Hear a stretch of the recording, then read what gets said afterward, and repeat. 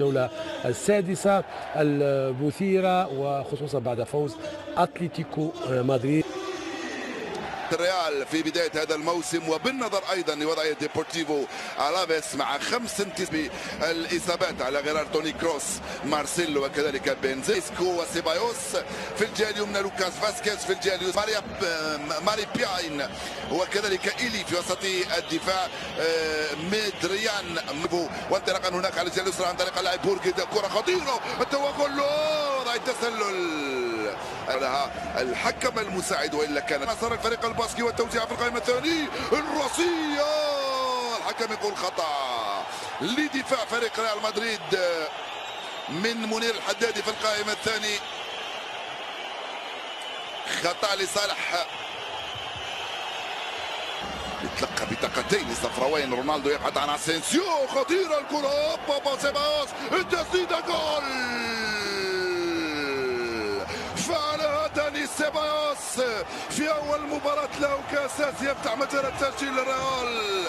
بعد 10 دقائق لعب جاء سيبايوس، استلم كرة من كريستيانو رونالدو، حط على يمين باتشيكو مفتتحا مجال التسجيل عند الدقيقة 10 من انطلاقة هذه المباراة. هدف مبكر مهم جدا بالنسبة لريال مدريد ولداني سيبايوس في اول مباراة له كاساسي مع فريق ريال مدريد، يسجل الهدف الاول ويسجل اول هدفه مع الريال بعدما سجل هدفين مع الراس، وكايلور نافاس هو الذي اخرجها امام عدد هائل من اللاعبين. منير حدادي خلى الكره مرفوعه في القائمه الثانيه، والدفيدها بحثا عن هدفه الاول. وصلت رونالدو، خطيره، رائع اللعبه بس ارتكبه فاران في هذا تتكرر في كل مره ناتشو، ولكنها بعيده. هذه الكره تماما اليمنى يلحق عليها راموس، والتوزيع هائله، ما زال الكره البينيه بينه وبين إيسكو، رجعت لاسينسيو، رائعه الكره البينيه هائله ممتازه، إيسكو خطيره، الدفاع يدخل بقوه ويخرجها ركنيه من هنالك من امام لوكاس فاسكيز. عنيد فريق ديبورتيفو ألافيس، ولكن فريق ريال مدريد اليوم حريص على عدم تفويت هذه الفرصه لتحقيق فوز يستعد به. إيسكو في تنفيذ هذه الركنيه، فرناندو باتشيكو لصالح عناصر الريال، إيسكو، انضموا الى ديبورتيفو ألافيس على سبيل الاعاره مثلا، لانه من المباراه دائما هدف لصفر.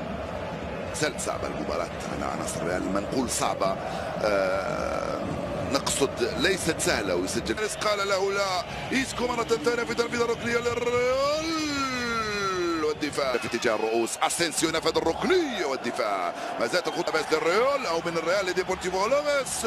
الكره خطيره، ولكن ديبورتيفو ألافيس، منير الحدادي دخل، منير توزيع،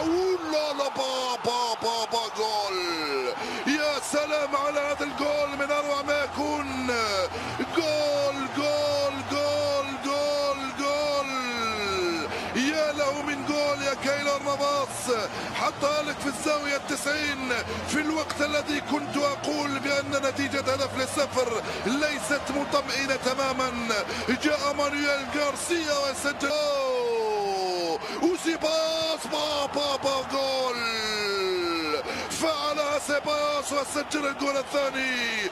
ثنائية تاريخية لطفل صغير عمره 21 سنة، أول مباراة كأساسي مع الريال. قبل اليوم البعرة بلعب 4 دقائق، وقبل اليوم لعب في بيتيس، استعاد كرة على خط 18 سددها سيبايوس وسجل ثنائية اليوم.